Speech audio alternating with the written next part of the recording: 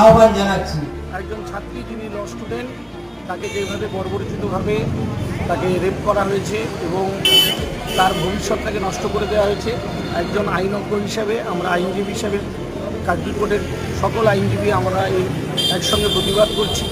এরকম একটা ন্যাক্কারজনক ঘটনা, যেটা আমাদের সামাজিকভাবে এবং আমাদের ব্যক্তিগতভাবেও লজ্জিত করে। এবং আমরা একটি নোবেল প্রফেশনের সঙ্গে জড়িত, সেই প্রফেশনে যদি এইরকম একজন ছাত্রী, যিনি পরে একজন ওকালতি ব্যবসার সঙ্গে যুক্ত একজন নাগরিক হতেন, তাকে এভাবে বর্বরচিত তাকে আক্রমণ করা হয়েছে, তার বিরুদ্ধেই আমাদের কাশীপুর বার স্টেশনের পক্ষ থেকে সকল আইনজীবী আমরা আজকে রাস্তায় নেমেছি এবং তার ভিন্নভাবে প্রতিবাদ জানাচ্ছি।